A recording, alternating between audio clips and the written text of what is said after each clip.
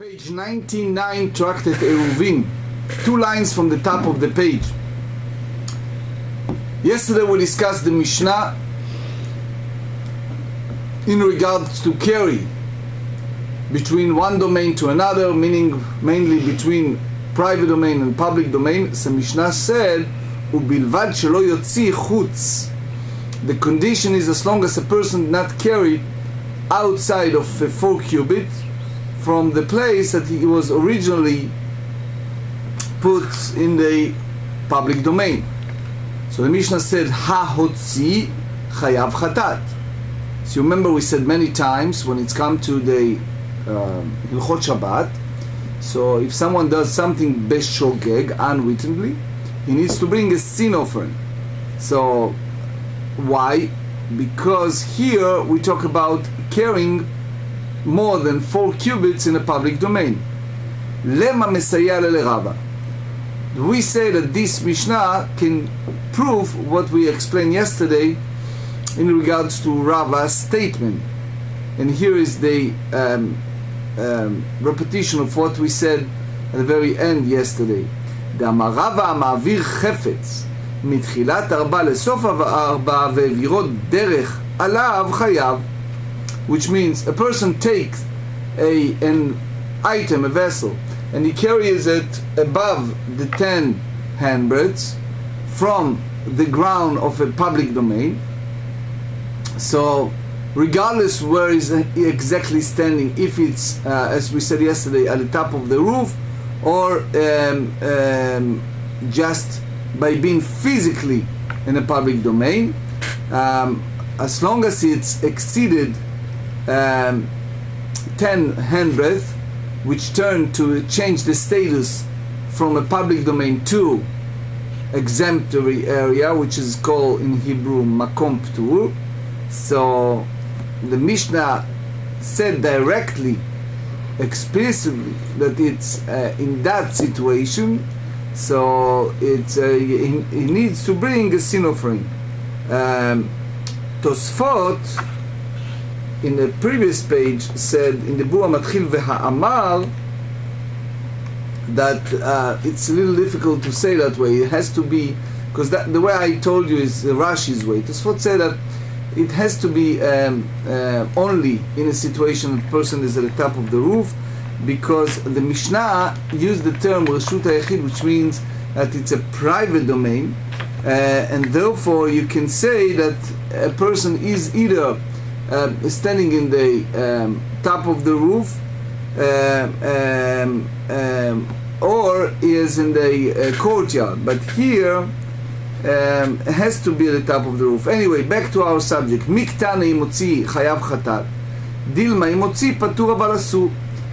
The 2 concepts we are now learning. Number 1 is the idea that when it's come to Hilchot Shabbat, there are several halachot that we say the person is exempt, yet it's prohibited.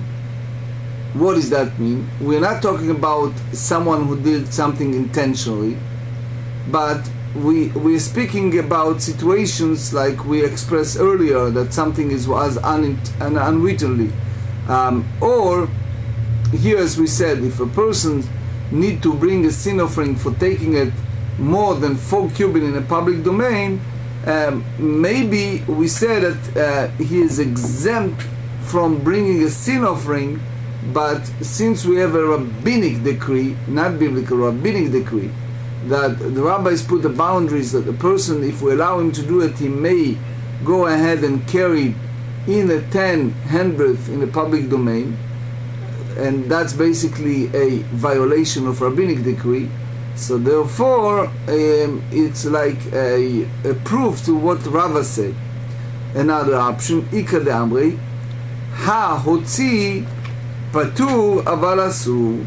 So the Ritva explains that lechatchila, he is exempt from bringing a sin offering, but the rabbinic decree forbids a person to do it. Now, leima tehevet yuvte de Rava d'amar Rava ma'avir mitchilat 4 lesof 4 ve'viro derech alav. The Rava said, as we explained earlier, that the person take it and exceeded more than 10 handbreadth from the ground of a public domain, chayav, you need to bring a sin offering.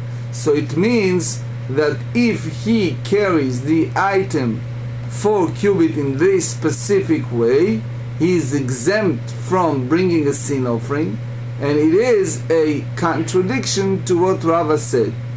So the Gemara responds, and it said, Miktane hotzi patur aval asur, dilma im hotzi chayav chatat. We said clearly in the Mishnah that if he carries this item outside of a 4 cubits, he is exempt from bringing a sin offering, but he should not do it because it is a rabbinic decree. No, maybe we say that if he carries this item outside of a 4 cubit, he needs to bring a sin offering by violation of Torah law. And if you said in that way, it's not any contradiction to what Rava said earlier. We continue with the Mishnah. They said, Lo ya'amod adam b'rshut hayachid. A person should not stand in a private domain and either urinate or spit in a public domain, and vice versa. Amar Rav Yosef, hishtin verak chayav chatat. If a person unwittingly, b'shogeg, he urinate or he spit, so again we're talking about unintentional act, so he didn't violate a Torah law, but since it's a rabbinic boundaries, he needs to bring a sin offering. So the Gemara asks, Veha be'inan akira ve'anacha me'al gabei makom arba'a. One of the foundational L'chot Shabbat that we study so many times, it has to be you are pulling out an item from one domain, such as an example Reshut HaRabim, and you put it in a Reshut HaYachid and vice versa. So here you don't have that. If a person is speeding, what akira and hanacha, what pulling out and taking from private to public domain, vice versa. So they said machashavto meshavya lemakom. So Rashi explained, he says shu tzarich lechach mashva lehotzaa chashuva. There is a concept that it's called melechet machshevet asrat Torah, which we said many times. The Torah forbids us something that involves with planning, meaning you do something and you have in your mind a certain plan. So in that sense, that he planning to do it, to act in a certain manner, so that's considering something that's important, something that he planned with his mind, and therefore it's already put him in a different category. In halachic, for our halachic discussion, it's the same as regular akira and hanacha. The ilo teimaache, if you're not saying so, hada marava zarak venach befi hakelev or befi hakivshan. If a person throw an item within 4 cubits in a public domain, and he meant to have a dog eating it or to have it burn in a fire, chayav chatat, he needs to bring a sin offering because he violated Torah law. So the Gemara asks, "V'abi'inan hanachal gabe makom arba'a veleika." So for a person to violate the law of carrying on Shabbat, he needs to have the process of 4 handbreadth in a certain domain, which means he needs to carry it from one domain to another, veleika, and you don't have it. Ela machashavto meshavya lemakom. Again, the register in his mind, the planning that he does in his mind, makes that place an important place. So Tosfot explained that if he wanted to have his dog eating it or burning this item in a certain fire, then he derived some benefit, some joy from that. But if he's not gaining anything for putting it over there, we don't say it. Even he intended to have this item putting over there. So hachaname mishavir makom, Here too it was planned. באי רבא הוא ברשות היחיד, ופי אמה ברשות הרבים מהו. So again, he is in one domain, and his member is another domain. בתר קירז לינן או בתר יציאז לינן תיקו. So while you're going by the domain that it's departure or the domain that it's arrive, and the Gemara left it with no final solution. We always said when we use the term teiko, meaning tishbi etaretz kushiyot ve'iba'ayot, which means that we believe at the end of the day we'll have a clear answer. The Mishnah said v'chen lo yarok, a person should not speed from one domain to another. Rabbi Yehuda Omer af pi shenitlash, meaning even that it's coming out, he shouldn't walk 4 cubits until the speed. So it means that again we are speaking about the whole concept of a person registered in his mind and planning in his control, not something beyond the control of a person. So we can derive a lot of things from that. So now they ask a question, af al gav de lo hapichba, which means when a person needs to pull out secretion, etc., from his mouth, he can, for our discussion, can pre-plant it. In other words, we are not speaking about something beyond the person's control. Beyond the person's control. We are talking about something that is still, you have the ability to change the status. Ve'atnan, we learn in the Mishnah, Tractate Kelim, Mishnah chapter 8, Mishnah 10, היה אוכל דבלה בידיים מסואבות. If a person eats a fig that was contributed to a Beit HaMikdash and he used unclean hand. What does that mean, unclean hand? Hands that did not wash them. If you remember, we talk a lot when we study Mishnayot, Tractate Machshirim, if you remember, we talk about Gzerat de Rabbanan, the decree of the rabbis, that hands that you don't wash, it's considering Sheni letum'ah, the second in a level of impurity, which means even that it's a regular hand that we are not sure if it was washed or not. And therefore, if a person have a truma, something that is contributed to the Beit HaMikdash, if it's touched by a person who did not wash his hand, it can carry, like in our language, carries a contamination from one to another. So therefore, we said that the same way that we treated rock, that some secretion that come of person's mouth, the same way we treated water, which means number one, the rock, it's also water. But the other idea is if it's part of the person's body or not. So how it connects to our subject, and soon you see the proof, like the juxtaposition. They said, "Ve'chnis yado letoch piv litol tzro." So he pulled a hand in his mouth to do what? To pull out, to remove a pebble. So we said here, Rabbi Meir metame. Rabbi Meir said that he is impure, which means not him, but the fig is impure, because the people in his mouth turn it to contact to something that is impure, and it's received the level of tum'ah, of impurity. Rabbi Yossi metaher. Rabbi Yossi said that it's pure because it's still part of a person's body, and it's not preparing that type of food to receive a state of impurity. Third opinion, Rabbi Yehuda Omer, hipech ba tameh, lo hipech ba tahor. Rabbi Yehuda said we have to differentiate between if he turn the spit over in his mouth, so it's like detached from its place, and therefore they have the same halacha that it's a liquid, which means the fig is impure. But if it's not yet turned, they spit it over his mouth, the fig is pure. So now it's basically contradicted to what we said earlier.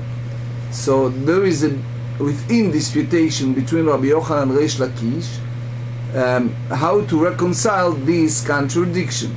And they said, Amar Rabbi Yochanan Mukhlefet Ashita. These opinions has to go in a reverse order, which means, originally speaking, Rabbi Yehuda hold the same as we said in the Mishnah, that the moment this pebble was in his mouth and it's no longer part of his body, but then he changed and he said that it is part of the body and therefore is considering the same as other liquid.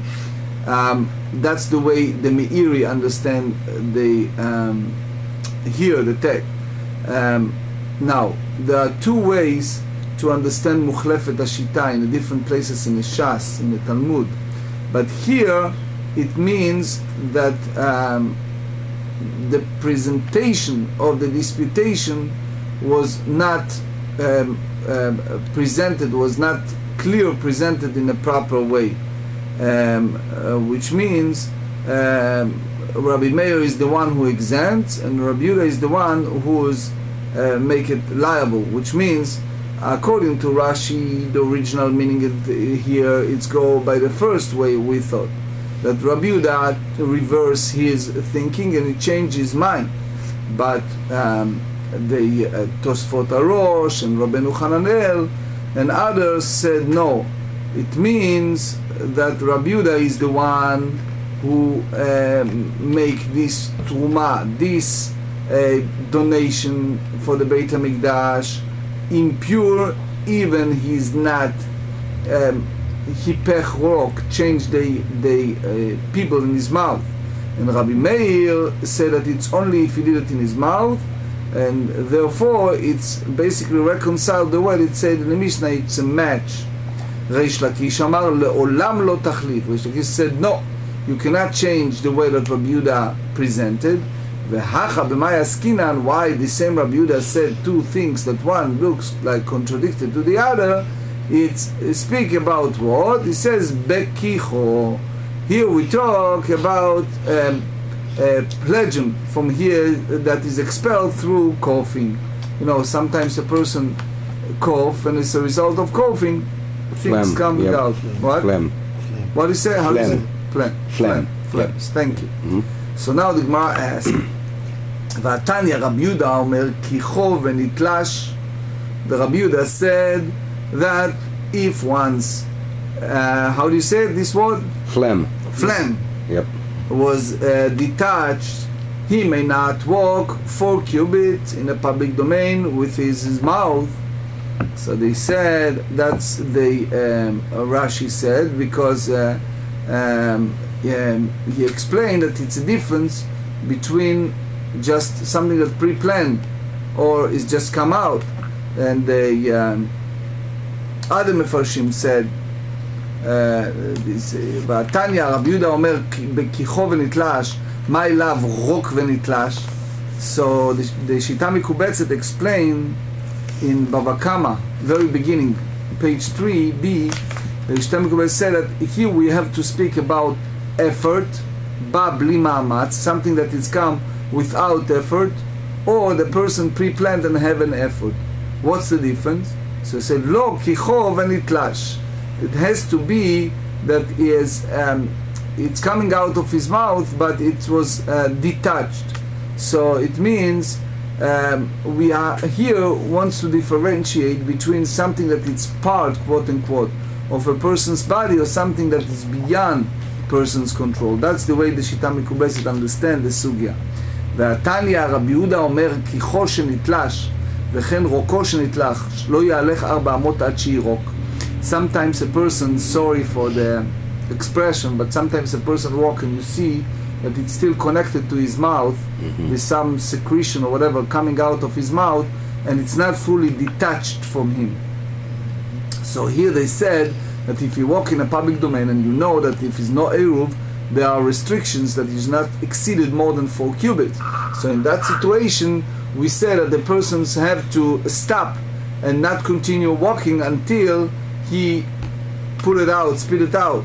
So it means from this braita clearly that Rabbi Yehuda hold that the minute this coming out of his mouth, this fire coming out of his mouth, then it's no longer part of his body, and it's not Keresh Lakish.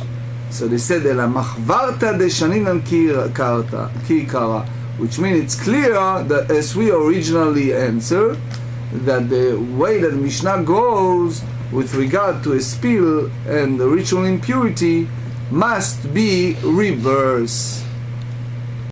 Amar Resh Lakish. Now, by the way, we mentioned the whole idea of phlegm. So Resh Lakish said, Kiach bifnei rabo chayav mita. If a person spit the phlegm, or in Spanish phlegma, right?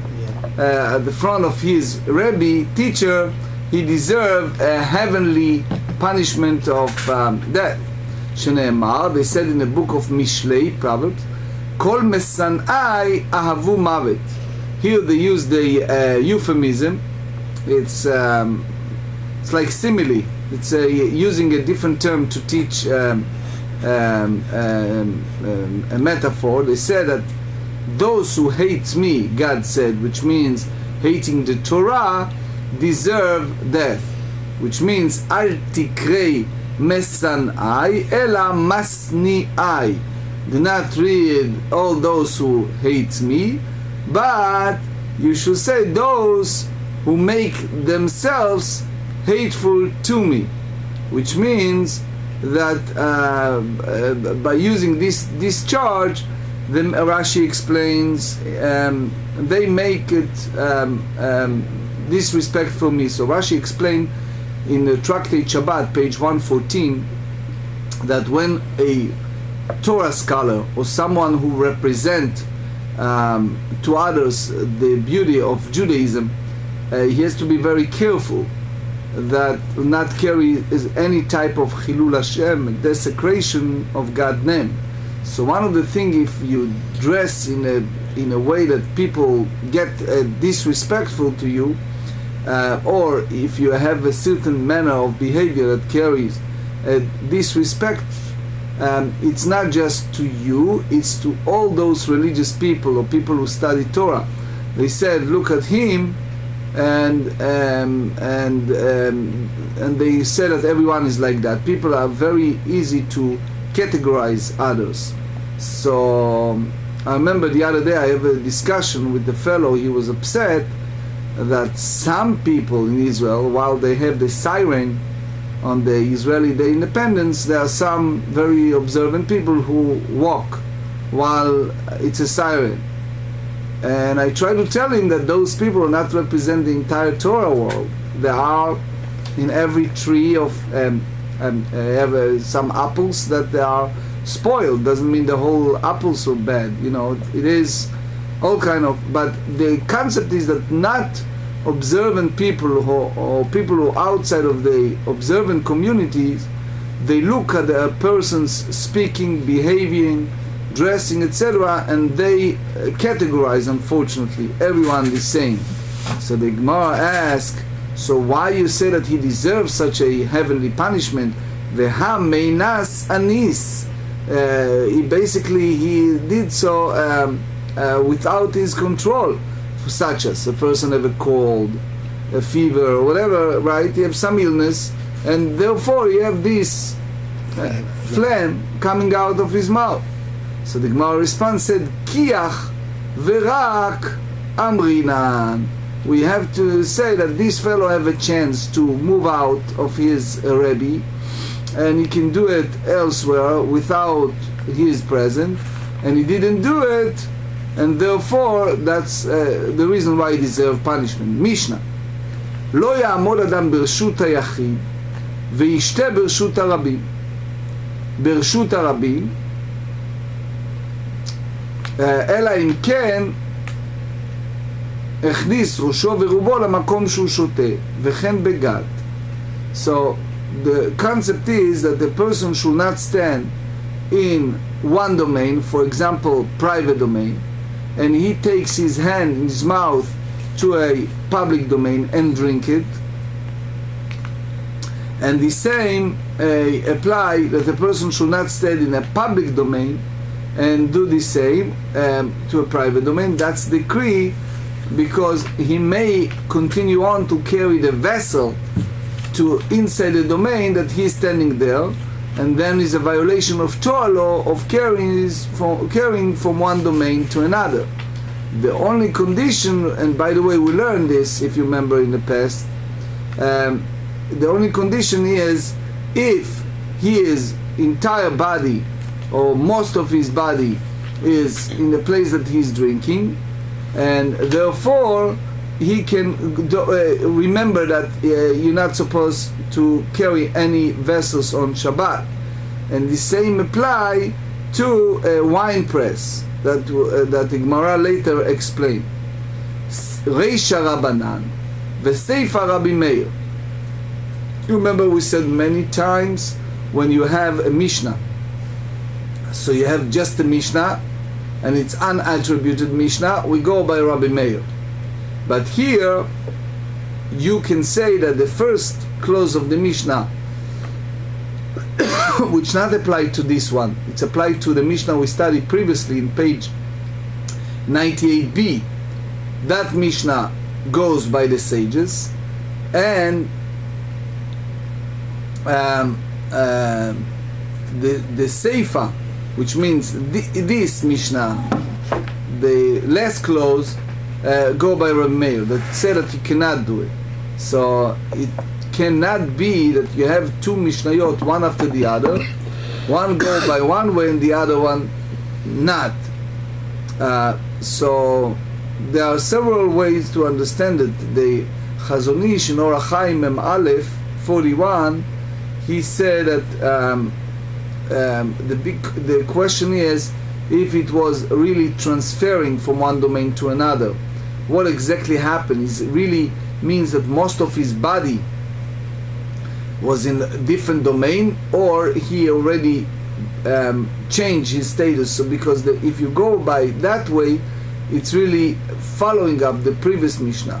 So the Gemara said, Amar Rav Yosef, you have to say B'chafetzin shetzrichim lo vel divrei hakol, exactly what we said, that here we speak about object that one needs and it was accepted by everyone because he needs this water for drinking. Even the sages agree that we should put this decree upon him. Why? Because he may unwittingly carry to domain that he is standing. That's basically the school of thought of Rashi. The Rambam in Ilchot Shabbat, chapter 15, and also in the commentary on the Mishnah, explain in a different way. He said that here we differentiate between an important items that you have to be concerned that the person may transfer to a domain that he is standing, to other items that we don't carry this concern. So according to the Rambam, this Mishnah, the previous one, the Mishnah we said in the previous page, speak about vessels that not important. And here they speak specifically about important vessels, meaning the person's needed. And the Shulchan Aruch Orach Chaim in Shinun in 350 brought both opinions, the Rashi and the Rambam, later in the practical halacha will explain how it's applied in nowadays in that manner. So now the Gemara asks, Ibayaleu, Karbelit Mai, how you treated the valley? That basically in general, if you have Carmelit, so you have an issue of carrying from Carmelit to public domain or private domain, and vice versa. But we understand that all of that is rabbinic. So the question is, does a person can stand in a public domain or private domain and take his mouth or his head to drink in a Carmelit or vice versa, or not? So because all of our discussion in Mishnah applies solely to Reshut HaYachid or Reshut HaRabim. Here we talk about Carmelit. So is that different or the same? Amar Abaye, he. Abaye said, no, it's the same. It's no different. Meaning, the same way as we said that the person cannot stand in one domain and drink from another, and vice versa. So that applies also in both ways to Carmelit. Amar Rava disagreed with him, and he said, Hi gufa gzeira ve'anan neikum v'nigzor gzeira legzeira. The whole idea of carrying a vessel from Carmelit to private domain or public domain, it is only a boundaries that the sages put in order to avoid a person from violation of Torah law of carrying from one domain to another. Now you tell me it's in addition, within that decree, within that rabbinic decree, that the person should not stand in one domain and drink. Maybe he can carry this vessel from one domain to another. Since the whole concept of Carmelit is the rabbinic decree as a boundary, if you continue on and said from the Carmelit you cannot go to a private or public domain, it's decree within decree, and we don't do that. So he said there is a important run here, and also the Rashba said that the whole reason here for that school of thought of Abaye, it's because people sometimes disregarded or belittle rabbinic decrees, and the whole idea of carrying from one domain to another, it's very common. So Tosfot Arosh said that that's the reason why they have decree within decree, or as we said, that the sages felt that that should be another boundary. Amar Abaye mena minala. How do I learn what I said? He said middektani, the way that we learn in the last clause of our Mishnah. 99b, v'chen begat. What's the last clause of the Mishnah said? And the same applies in a wine press, which means the wine press cannot be a private domain. So the first part we dealt already with private domain. So therefore the wine press must be a Carmelit. So it means that it is prohibited to drink from Carmelit and while he's standing in a public domain. Verava Amar le'inyan maaser. The whole idea of the last part of the Mishnah speaking about the wine press, they speak about something else, which is the prohibition against drinking wine from that wine press, as long as they're not putting it tight. Only if he put it in such a manner that he remember that. It's, we explained many times the mitzvah of putting a trumot u'maasrot, a contribution tight. It's applicable only upon the completion of the works you did of those produce. So if even you detached those fruits from the ground, but you did not reach the point that they are ready to serve, so it's a process. So it's not a biblical, it's a rabbinic notion that you need to wait until you give a tithe. Before that you should not do it.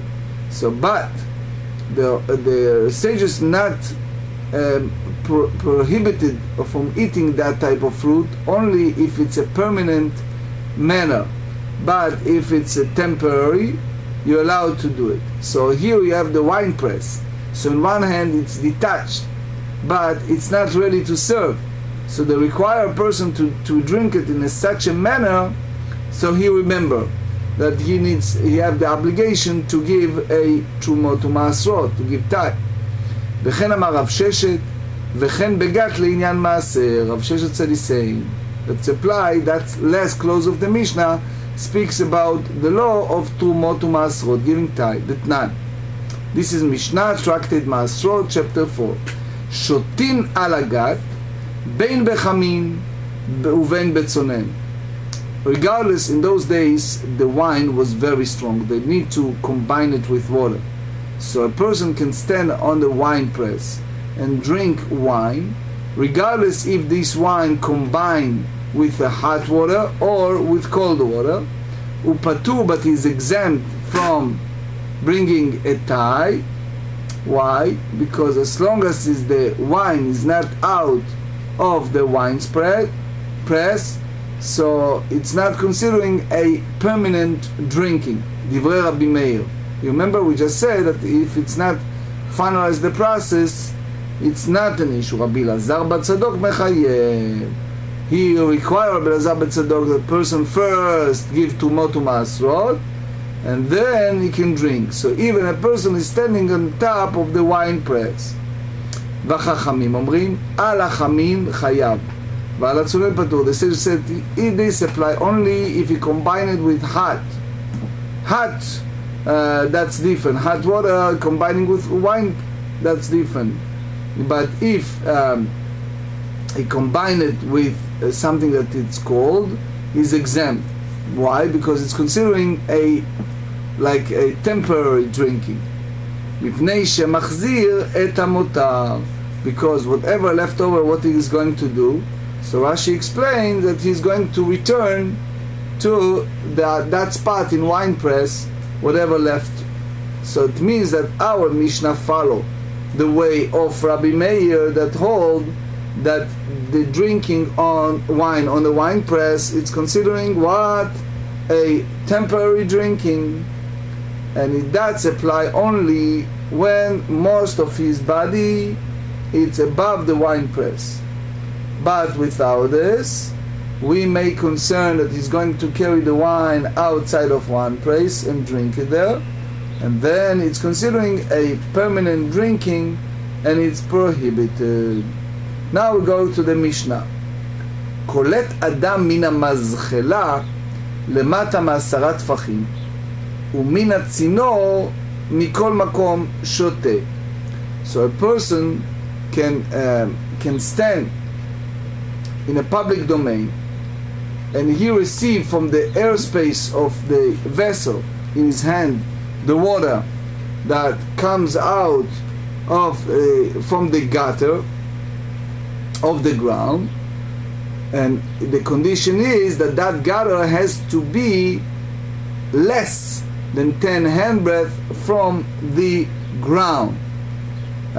Remember that we said many times that in the Mishnaic times the roof was a flat roof, and in order to avoid issues like some have when they have a flat roof, there is a standing water on the roof when you have a lot of rain, right? So they used to bring a special gutter, small gutter, that in that sense the water come out to the side of the roof and coming down to that part of the pipe. In other words, the pipe leaded to the gutter outside. So the Mishnah come to teach us that the person who stands in the public domain, in order to take the water that coming out of that line or pipeline, so you can do that, and it's not considering carrying from one domain to another. That's the way Rashi understands. But they said, "Min hatzino mikol makom shote." But from the pipe that protrude from the roof, one may drink in any manner. Not so. Rashi said, "Klomar bein kolet bein metzaref." So here in my book, Biura Klomar Berashi al Hashas, I brought the reef that it looks like he disagree with Rashi, but basically he said that here this Mishnah, that's the reason why I use Klomar, I understand, that the Mishnah not speaking on the Midot HaGova, the measurement of the height. The Mishnah speaks about the one koletu metzaref, the one who collected and distributed. So, and the way I put it together here, it's based on the Beit Yosef in Shinun Aleph. the way that Bet Yosef represented in the chapter 351. Anyway, the Ritva also have the way he understands this Rashi. So the Gemara said, Kolet ein, metzaref lo. We are speaking in the Mishnah about the one who catch. So they catch the water from a distance, yes. But to press his hand or mouth through the gutter, that is prohibited. My tama, why you don't have it directly from the gutter? So they said, Amar Rav Nachman, hacha b'mazchela, פחות משלושה סמוך לגג עסקינן. בכל פחות משלושה הסמוך לגג כגג נמי. Here we talk about mazchela. We talk about a gutter that they have a 3 handbreadth of from the roof. So that's considering, remember we studied many times the lavud. Lavud has to be less than 3 handbreadth. So that's the way we understand. Rashi said that it's part of the roof. And therefore, since the roof considering as a private domain, so also the gutter had the same halachic category of private domain, and a person who carries from that gutter to a public domain, he violating Torah law by carrying from one domain to another. So he said here, the difference between regular pipe to the gutter, that the regular pipe it's attached to the wall of the house and it's less than 3 handbreadth versus a regular pipeline that is narrow and long and it's go further and it's a distance more than 3 handbreadth. So therefore here we apply the rules of lavud. Tanya Nameache. We learn also a proof from a Braita.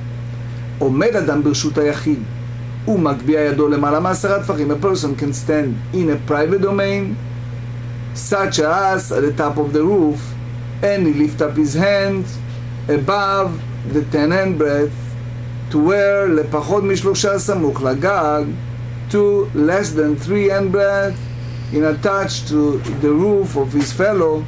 וקולט ובלבד שלא יצרף, and he can receive, catch any water falling from the neighbor's roof in a vessel, with condition provided that he does not press his hand or mouth to the roof.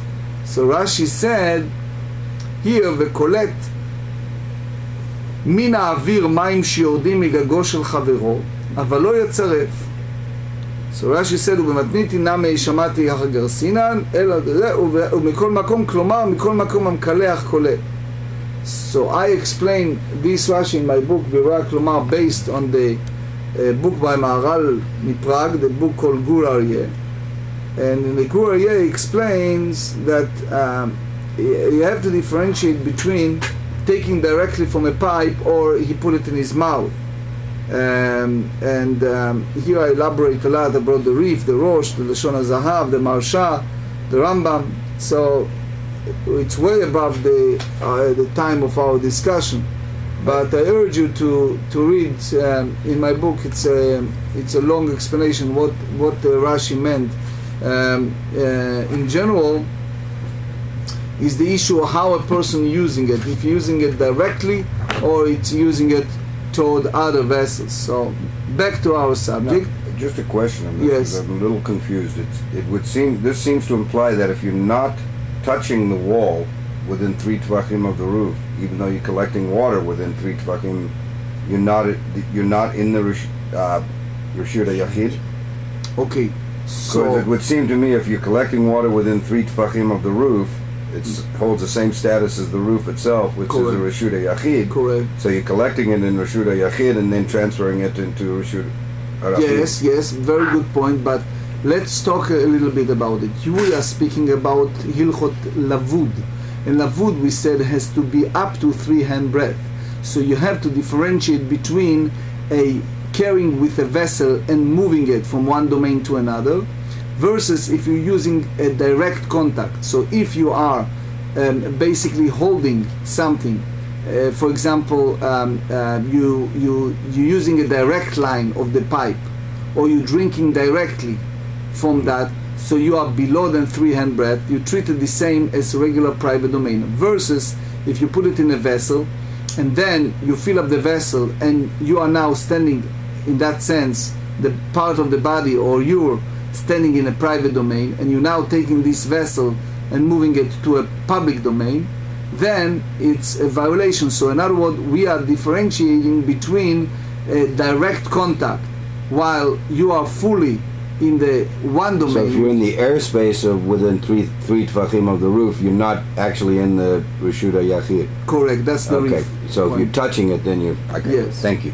תניא אידך, לא יעמוד אדם ברשות היחיד ויגביה ידו למעלה מ10 טפחים. A person should not stand in a private domain, such as head of the roof, and he lift up his hand above 10 handbreadth, to where לפחות מ3 סמוך לגל, to a place that equivalent to lavud, which is 3 handbreadth attached to the roof of his fellow, ויצרף, and he combine his hand to that wall.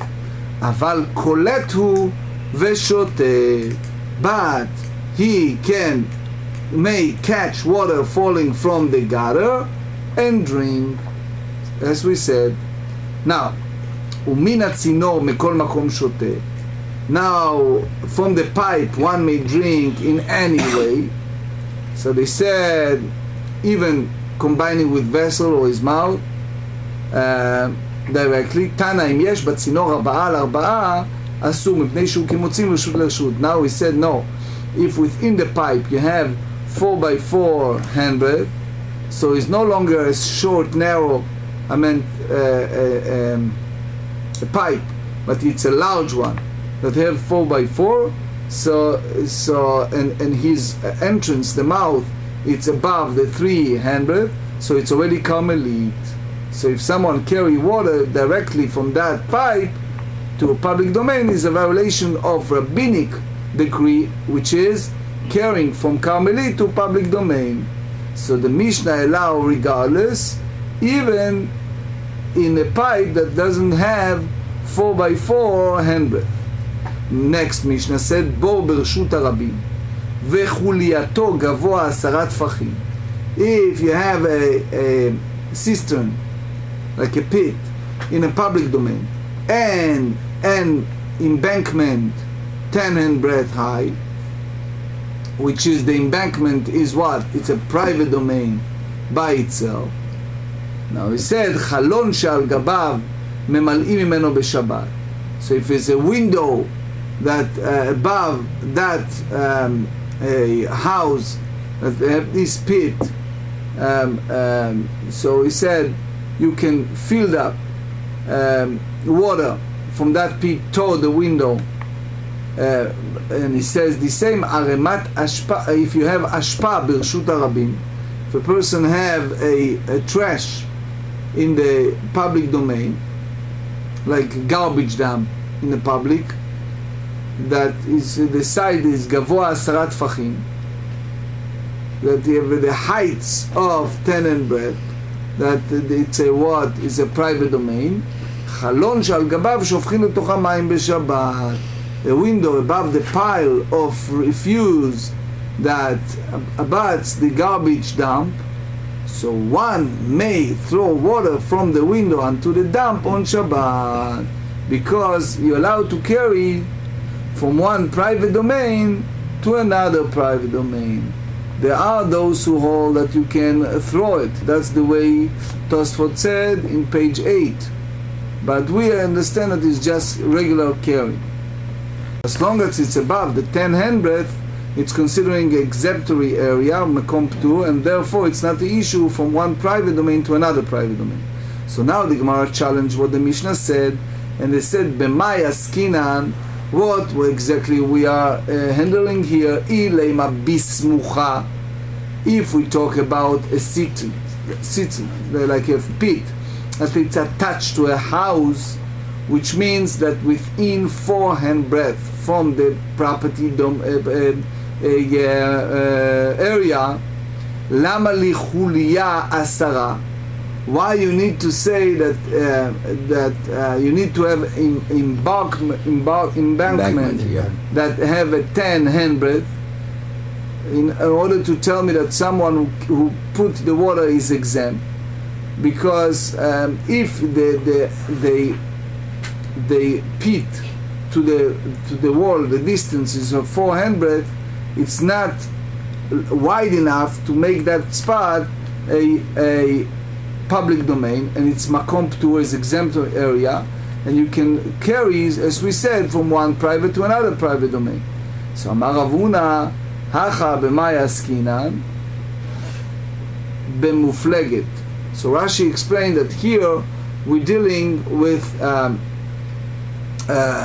the regular pit that is a private domain, but have the 10 handbreadth deep and wide 4 handbreadth by 4 handbreadth. So putting water toward that window, it's considering carrying from one domain to another toward the makom ptur.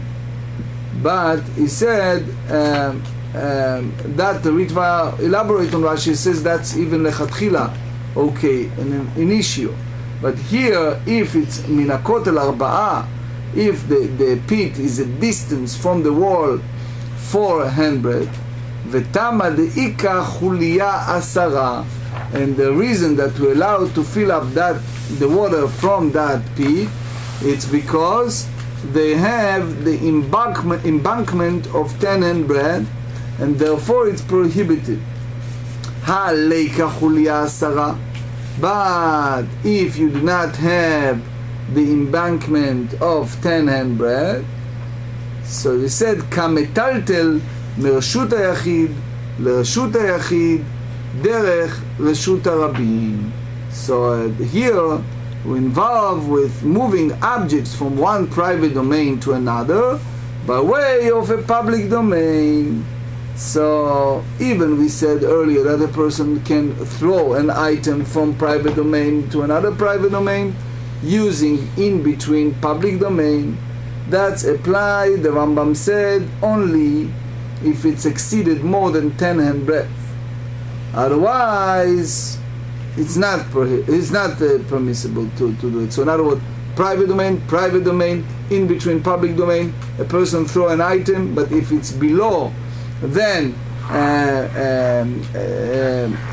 if it's above 10 handbreadth, then it's not an issue, because it's basically makom ptur. But if it's within 10 handbreadth, then you basically connected to the public domain in the middle. Rabbi Yochanan amar afilu teima bismucha. And Rabbi Yochanan said, even we are speaking about something that the pit is attached, it's very close to private domain. So he said, ha kamash melan the בור וחולייתו מצטרפים לעשרה. So you have to say that here we learn that the citron and its embankment combine to complete the 10 handbreadths required for a private domain. So you don't have to say that the embankment itself reach a height of 10 handbreadths. So now we go to the second part of the Mishnah. They said, Ashpa bershut harabim. If you have a pile of garbage in a public domain that exceeded 10 handbreadth, so you can put water from the windows that close by. So he said, Lo chayshinan shema tinatel ashpa. So don't you concern that's part of the trash by putting this water? So some of the trash, people continue to throw water there, and guess what's going to happen? It's reduce the amount, and Rashi explained that that's basically changed the status. Eiruvin baravada amar Rabbi Yitzchak maaseh b'mavo yachad. He said, here we're talking about a practical story that happened in one of the alleyway that was open in one side to public domain, and the other one it's private domain. So you see here the picture number 350. We used that picture in the past, if you remember. You have here this development. You have this area that it's a water area. This wall is a 10 hand breadth. This is the alleyway, and this is a pile of trash. Anyone remember we studied it in the past? So he said, שצידו אחד כלל הים וצידו אחד כלל ההשפעה. One part is to the water and the other part is toward the trash. ובא מעשה לפני רבי ולא אמר בו לא איסור ולא היתר.